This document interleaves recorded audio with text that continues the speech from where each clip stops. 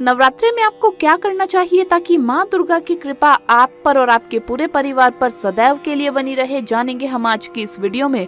साथ ही हम जानेंगे कि नवरात्रि के दौरान क्या गलतियां आपको नहीं करनी चाहिए, वरना माता रानी आपसे हो जाएंगी क्रोधित। नवरात्रि से जुड़े कुछ बेहद महत्वपूर्ण नियम, नवरात्रि व्रत के नियम, नवरात्रि व्रत कैसे करें, तो पूरी जानकारी के लिए इस वीडियो को अंत तक जरूर देखिएगा। नमस्कार दोस्तों, स्वागत है आप सभी का एक बार फिर से। दोस्तों सच्ची श्रद्धा से कमेंट्स में जरूर लिखे जय माता दी। दोस्तों आप सभी को नवरात्रि की बहुत बहुत शुभकामनाएं। दोस्तों माता दुर्गा के 9 रूपों की आराधना का पर्व अर्थात नवरात्रि आरंभ हो रहा है। नवरात्रि में माता दुर्गा की कृपा प्राप्त करने और उनका आशीर्वाद प्राप्त करने के लिए माँ की विशेष पूजा की जाती है और उनका व्रत भी किया जाता है। लेकिन नवरात्रि के इन 9 दिनों में माता दुर्गा की पूजा करने और उनका व्रत करने के कुछ खास नियम हैं, जिनका अगर पालन किया जाए तो माँ नवरात्रों में आपकी इस पूजा से शीघ्र प्रसन्न होती है और जिस मनोकामना से आप माँ की पूजा कर रहे हैं वो मनोकामना भी माँ पूर्ण करती है। तो आज के इस वीडियो में हम जानेंगे कि नवरात्रों के 9 दिनों में हमें माँ की कृपा प्राप्त करने के लिए क्या क्या करना चाहिए। लेकिन उससे पहले आपसे रिक्वेस्ट है कि वीडियो को लाइक करें, अपने दोस्तों के साथ शेयर करें और अगर आपने अभी तक चैनल को सब्सक्राइब नहीं किया तो सब्सक्राइब करके बेल आइकन जरूर प्रेस कर लें। दोस्तों नवरात्रि में आप प्रतिदिन ब्रह्म मुहूर्त में उठे और शुद्ध जल से स्नान करें। स्नान आपको सुबह 8 बजे से पहले ही कर लेना चाहिए। खासकर घर की महिलाओं को नवरात्रि में 8 बजे से पहले स्नान कर लेना चाहिए। नवरात्रि के अलावा आम दिनों में भी आपको 8 बजे से पहले स्नान कर लेना चाहिए, क्योंकि दोस्तों 8 बजे के बाद किए गए स्नान का फल आपको नहीं मिलता है। ब्रह्म मुहूर्त में उठना धार्मिक दृष्टिकोण से अच्छा माना जाता है और ये आपके स्वास्थ्य के लिए भी अच्छा रहता है। सुबह 4:30 से लेकर 5 बजे तक का समय ब्रह्म मुहूर्त का समय होता है। हमारे ऋषि मुनि भी ब्रह्म मुहूर्त में उठकर तपस्या करते थे, जिससे उन्हें तपस्या का भी पूरा फल प्राप्त होता था और उनका शरीर भी निरोगी रहता था। स्नान करते समय भी आप मन ही मन माँ का नाम जपते रहें, परंतु ब्रह्म मुहूर्त में उठना संभव ना हो तो सुबह 6 साढ़े 6 बजे उठकर स्नान करें। स्नान के बाद आप शुद्ध वस्त्र पहने। अगर संभव है तो आप इन 9 दिनों में हर रोज नया वस्त्र पहने, लेकिन अगर संभव ना हो तो आप शुद्ध वस्त्र पहनिए, यानी कि आपको गंदे या मैले वस्त्र नहीं पहनने हैं। ध्यान रहे कि आप काला अथवा डार्क ब्लू कलर यानी कि गहरा नीला रंग बिल्कुल भी ना पहने। नवरात्रि में माँ की पूजा के लिए आप अपने मंदिर को एक रात पहले ही अच्छे से साफ कर दे। सभी मूर्तियों को अच्छे से पोंछ कर रख दे। मंदिर में नया लाल वस्त्र बिछा ले। अगर आपके मंदिर में माता दुर्गा की मूर्ति है तो उन्हें नए वस्त्र पहनाइए। अगर आपके मंदिर में माँ का चित्र है तो आप उन्हें नई चुनरी ओढ़ा दीजिए। अगर आपका छोटा सा मंदिर है तो आप चाहे तो किसी शुद्ध स्थान पर एक चौकी रखें और उस पर लाल कपड़ा बिछाएं और उस पर माँ की मूर्ति रखकर माँ की पूजा करें। ध्यान रहे कि आप अपना मंदिर कभी भी अपने बेडरूम में ना बनाएं। नवरात्रि के दिनों में आप अपने मंदिर में माँ के समक्ष कलश की स्थापना करें। नवरात्रि में कलश स्थापना करना अति शुभ माना गया है।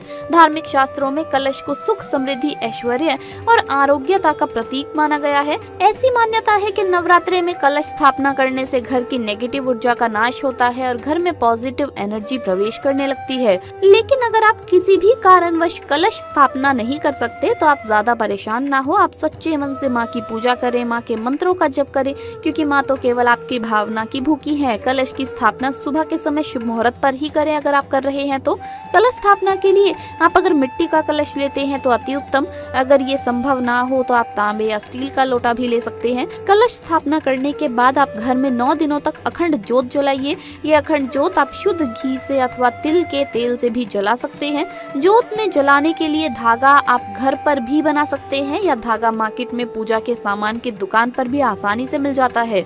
ऐसी मान्यता है कि जिस घर में माँ की अखंड ज्योत जलाई जाती है उस घर पर माँ की कृपा सदैव बनी रहती है। उस घर में कभी कोई अनहोनी नहीं होती, साथ ही उस घर पर किसी बुरी शक्ति का साया भी नहीं पड़ता। अखंड ज्योत जलाना स्वास्थ्य के लिए भी अच्छा माना जाता है, क्योंकि घी और कपूर की महक से इंसान की श्वास और नर्वस सिस्टम दोनों ही सही रहते हैं। लेकिन ध्यान रहे ये अखंड ज्योत बुझनी नहीं चाहिए। अगर किसी कारणवश आप घर पर अखंड ज्योत नहीं जला सकते हैं तो आप किसी भी मंदिर में अखंड ज्योत जला सकते हैं, या जिस मंदिर में माँ की अखंड ज्योत जल रही हो उस मंदिर में आप ज्योत के लिए घी दे सकते हैं। अगर आप अपने घर में कलश स्थापना या अखंड ज्योत जला रहे हैं तो आप नवरात्रि के 9 दिन घर में रहिए या किसी भी सदस्य को घर में रहना चाहिए। घर को बिल्कुल खाली नहीं छोड़ा जाता। अगर आप नवरात्रि में 9 दिन के सभी व्रत रख रहे हैं तो इसका बहुत अधिक महत्व है, लेकिन ये 9 दिन के व्रत आप तभी रख सकते हैं जब आप पूरी तरह से स्वस्थ हैं, पूरी तरह से हेल्दी है। अगर आपकी तबीयत खराब है, आपकी एज थोड़ी ज्यादा है या आप प्रेग्नेंट है तो आप 9 दिनों के व्रत को ना रखें।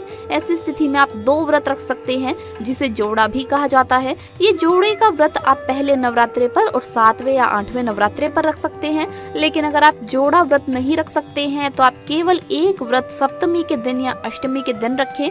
अगर आपके घर में सूतक लगा हुआ है अथवा किसी बच्चे का जन्म हुआ है तो जब तक आप घर में हवन करवाकर घर की शुद्धि नहीं हो जाती है तब तक आप नवरात्रे की पूजा कर सकते हैं। अगर आप नवरात्रे के व्रत रख रहे हैं तो सबसे पहले अपने मंदिर में माँ के समक्ष इस व्रत का संकल्प ले। किसी भी व्रत को करने से पूर्व संकल्प लेना अति आवश्यक है।